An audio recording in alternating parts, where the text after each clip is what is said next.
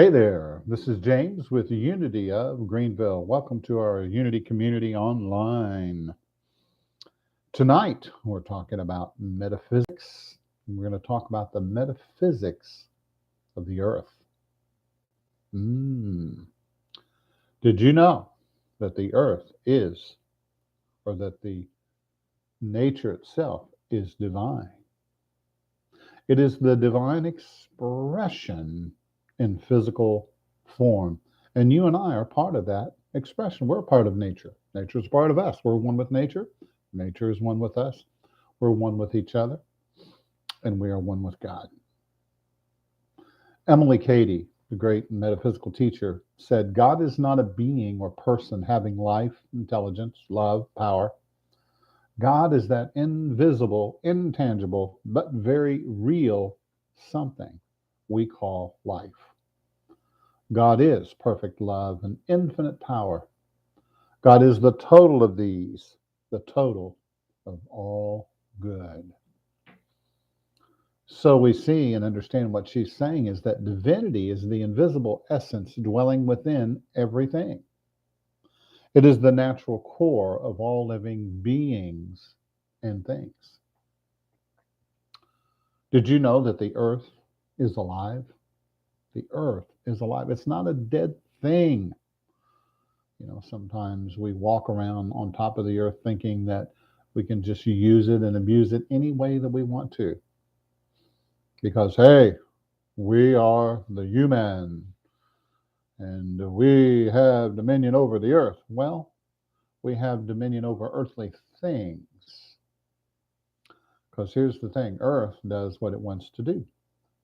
Because it's a pre-programmed setup. The earth is a living being, you know, and we call earth a her, a mother nature. It is the mothering nature of divinity. And it's constantly communicating to us through everything and through everyone, through all the creatures. The earth is divinity in another form. And so you and I, can communicate with the earth. We can communicate with Mother Nature, with plants, with animals. The truth of it is, you are Dr. Doolittle. Whether you realize it or not, you communicate with animals, and they communicate with you all the time.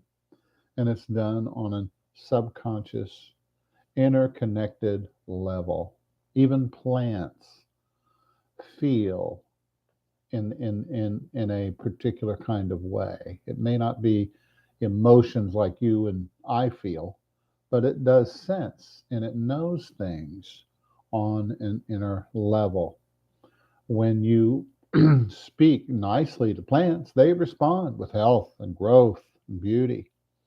But if you are constantly speaking negative words and harsh words and emotionally, violently, emotionally driven words, then those plants, they don't do very well. They don't survive that for very long.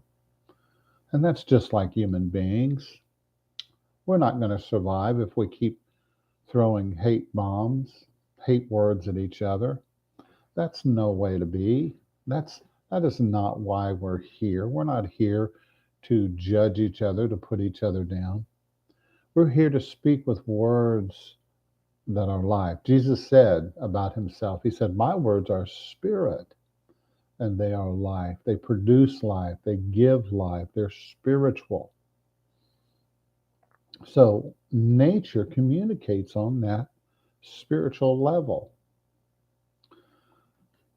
If you really pay attention, you begin to notice that there's a universal language being spoken, being communicated. This language is a language of feeling, it's a language of pictures, and intuitive direction or guidance.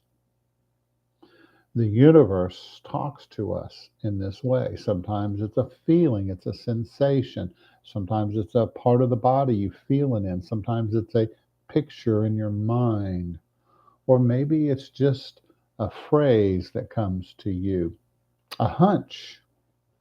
These are all part of the way that nature communicates with us, that the divine communicates with us. Now, we know that the earth, she is Mother Nature from which all have been birthed. She's the mothering nature that loves and supports and comforts all of her children, from the monkey to the panda bear, from the birds to the dolphins and the fish in the sea, in the deepest part of the ocean. All are cared for in the same way. That is the nature of divinity, to care for you. Jesus said, consider the lilies of the field. Consider Mother Nature. That's what he was saying. Consider these beautiful flowers. They don't work so hard. They don't struggle. But yet, they're so beautiful. They're gorgeous. They're wonderful. They reflect beauty and grace. And they're taken care of. Are you not of greater importance to the spiritual Father? Are you not more important? Well, of course, you're important. We all are important. And we can see that mothering nature in all of creation. Have you ever watched a mothering animal care for her children? You know, you think about the grizzly mom. You know, she's very protective of her children, and she wants to make sure they're safe. And this is divinity revealing itself perfectly and naturally, just like any mother knows. You know, her children are important to her, and she wants to take care of them. And I believe it's important that we pay attention to Mother Earth, that we pay attention to that nature revealing divinity in physical form. Mother Nature, she isn't political. No, she doesn't care about your politics. She's real, and she's very natural, and she's always there for us. All of us are in relationship with this fantastic earth. And to live in the earth means that we need to walk in balance with it. We need to be in a positive relationship with Mother Earth. You see, all of life is in relationship with the rest of life. We all are in relationship together. And nature is a revelation of the Divine Mother, of the Divine Father, of the Divine Spirit. When we can see it, when we recognize it, when we know it, then we know, hey, we're not alone. We're surrounded by this care, this love. You see, everything exists in a living, loving field of energy. This energy field is intelligence, and it has a certain kind of awareness. This awareness, this intelligence is very healing and restorative. It's sending out beams of radiating energy out to the whole of creation. The creation radiates a self-perpetuating field of life and goodness. If you learn how to do it, you can see that aura around everything. Around every living creature, there is a energy field, and we're all connected to it. That's why at times, you know, when there's somebody in the other room, I can sense it. I can feel it. If somebody's staring at me from behind, I can feel it because we're a part of that same energy field. We're connected. Sometimes if you listen carefully, you can hear the thoughts of others. You can feel what they're feeling, and you can know what they are knowing in that moment when you're in true communion with nature, with your natural self, with your true self, and with all of life. Then you are truly in communion with, in a state of oneness, in a state of bliss and joy. Trees are wonderful. I love trees. I remember when I was a little boy, I told this story Sunday. If you haven't heard the message, you might want to go and so similar to what I'm sharing tonight, but we go into different details and experiences. But I shared this story about how when I was a young boy, I used to like to climb trees. Hmm. A lot of times I'd sit in the tree and just fall back and just, early in the morning and just look through the leaves and the sparkling of the light shining, the shimmering light through the trees, on the dew, on the leaves. And it would put me into a different state of being, a different state of consciousness, like a reverie, you know? And it was beautiful, wonderful. Did you know that trees breathe out carbon dioxide? And the trees, I'm sorry, we breathe out carbon dioxide, and the trees release oxygen. There's a loving exchange of energy that supports all of us. We're in relationship with the trees. They're sending you love in the form of oxygen, and you're sending it love in the form of carbon dioxide. Did you know you were doing that? Yeah, because it's natural. It's so natural that sometimes we forget how wonderful it really is and how fantastic, you know, nature, Mother Nature truly is. When you know that, then it sensitizes you to the world, sensitizes you. And you know what? When somebody comes accidentally to your door, you're not going to shoot them. You know why? Because you feel your connection to all life. You know you're connected. You're not out to hurt anybody. You're not out to put anybody down. You don't have any fear that is controlling you, obsessive fear, but it is a loving exchange of energy and it is supporting all of us. We challenged folks on Sunday to go out and find a tree that you feel attracted to. Just touch it. Take a moment to look at the tree, gaze at it.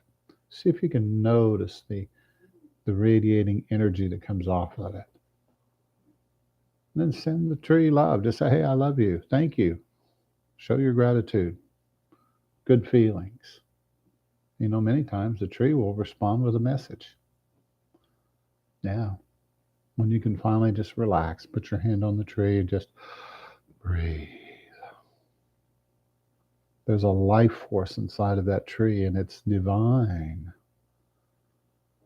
It's so natural. You may not notice it, but it's there. And you notice the strength of the tree. And you realize that the tree, there's so much more of the tree that goes underground. The roots that go deep into the ground, down into the earth. It's rooted down there. And there's water there that waters the tree. Another part of this life force that comes up through the tree. That tree is very grounded, not like human beings who flitter around ungrounded. But you know what? You stand next to a tree and you start to sense the sacredness of life, of nature, of divinity, and you'll become more grounded. You'll become more connected. You'll become more of your natural self. I got a question for you. If you were to cut down all the trees in a particular area, I wonder if that would have an effect on the animals. Would it have an effect on people? I think it does. I think that animals, they have nowhere to go when there's no trees because they use the trees. The trees are part of their life support. They got to have them just like you and I do. And so if they don't, then they have to go somewhere else. It's the same with people. We need that giving and receiving. We need to breathe out and breathe in and be connected. Sometimes, folks aren't even aware of how fabulous this nature of sacred divinity really is. William Blake said, "The tree which moves some to tears of joy is in the eyes of others only a green thing which stands in the way." He said, "Some see nature as ridicule and deformity, and some see no nature at all. But to the eyes of the one with imagination, nature is imagination itself." That's why all of these movies and books and poems have been written about, trees that come to life, and how that the squirrels talk, and the dolphins talk, and the whales sing. Why do we have these stories? Well, it's because it's true. We just can't see it. Now, they don't necessarily talk English or whatever language your primary language is. They talk the universal language, the language of love, the language of light, the language of peaceful communication, the language of sharing. It's wonderful. Water can be used as a reflector of your own innate wisdom. I invite you to go out to a body of water. If you're close by Bellevue Road, come by and sit by the pond for a while. And notice what you see. Notice what you feel. Allow it to take you deeper within yourself. That's what water does. Water is symbolic of the deep aspects of self. What's below the surface? That's where life gets rich, when you go below the surface and you're no longer in the shallow, but you're in the deep, sacred depths. It's powerful. It's fabulous. Now, birds, they represent higher thoughts. Watch them. Allow their movement to move you, to take you higher. See, not only do you go deep with the ocean, but you go higher with the birds. Notice their colors. The red bird, the blue bird, the yellow birds, the multicolored woodpeckers. Wow. They don't even know how gorgeous they are. They just are. Because that's the nature of divinity. It just is what it is. It's always love. It's always giving. It's always sharing. And when you notice it, then you're tapping into one of the secrets of life that many people don't know, they're not aware of. And you start to see what they represent to you. And you understand that nature works in harmony with itself and in synchronicity. Synchronicity. And all the animals, they have significance and meaning, and the ability to communicate back to you in the universal language of feeling and thought emotion. Cats and dogs. You ever just watch a dog and notice their behavior? They're so attuned to you. If you have a dog, you notice how attuned to you that they are. Your every little movement, your every word. They're paying attention to you, to your presence. They're reflecting back to you the divine that says you are worthy. You are valuable. I'm paying attention. You say, you mean that God shows up in the dogs? Absolutely. You take that little word dog and turn it around. What is it? It's God. It's God. God is your faithful companion who sits at your feet. So it's important that we learn to communicate with them in a positive way. Learn to intuit what they're saying to us. What are their needs? I mean, they give themselves completely to us. our cats, our dogs. You know, I realize that, they're not human traits, but they are beyond human. They're divine.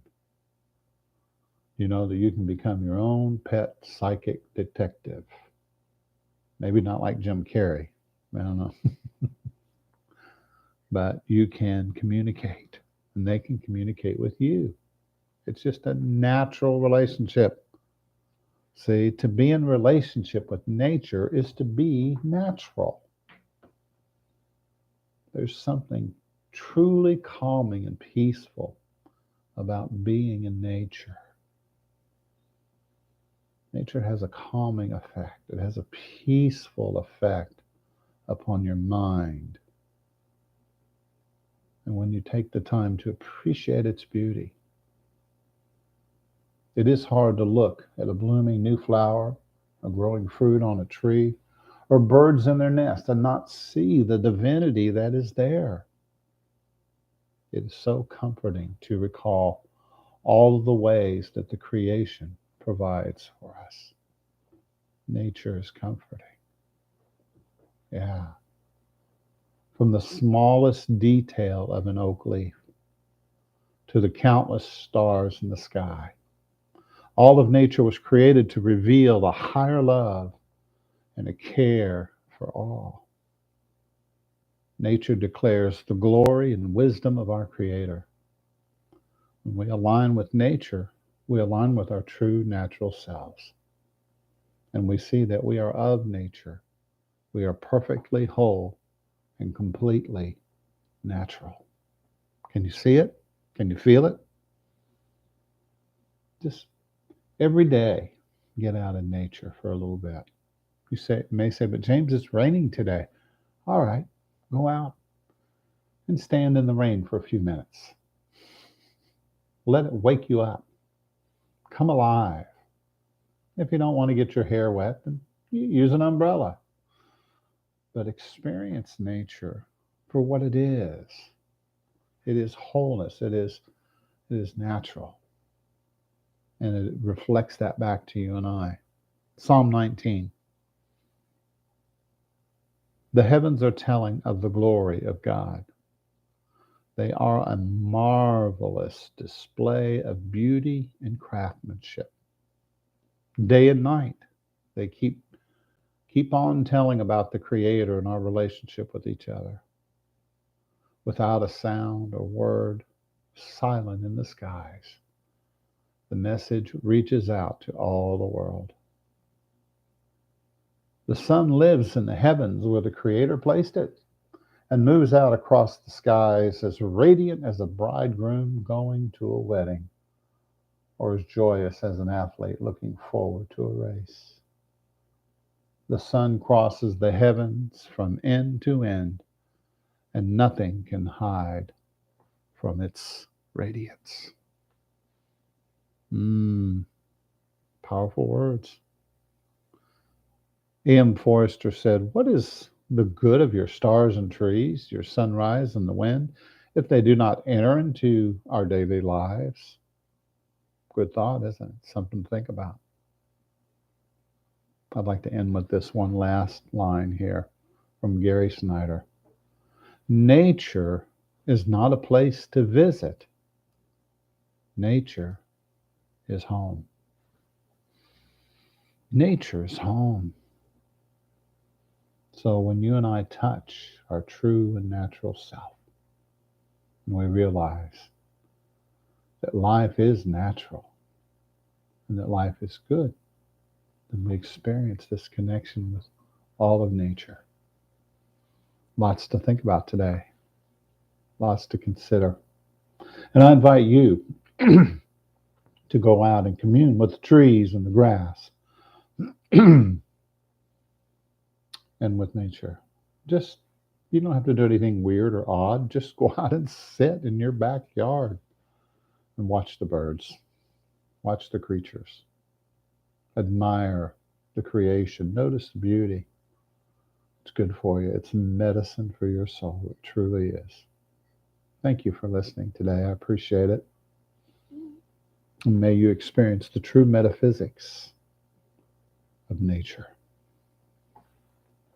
If you like what you hear, what we're teaching, I invite you to go to our website, unitychurchofgreenville.org. You can make a donation there. Thank you for that. We really appreciate it. We depend upon all of our wonderful supporters.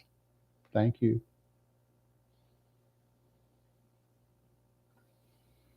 This Sunday, we have a special speaker. Karen Patrick is going to be with us, and she's going to be sharing a little bit more on the subject of transformation. You don't want to miss that. 10:30. You can watch online if you're not close, but if you're close, come on by. Come on by, be with us. Sit in the service, sit in the energy with us. It's good for you. It's a good thing to do. Just like setting in nature, setting in your spiritual community. You can do that online too. You truly can. But if you have a choice and you can be here, we'd love to have you. Because whenever we gather together, it creates a pool of living energy, of healing energy, and that heals us, that restores us, that renews our spirits, it opens our hearts, and it heals our bodies. It's a powerful thing, this community that you and I have together, that we create together. Yeah. Thank you for being with me today. Enjoy your life. Let go of the fear and experience a little bit of nature every day. God bless.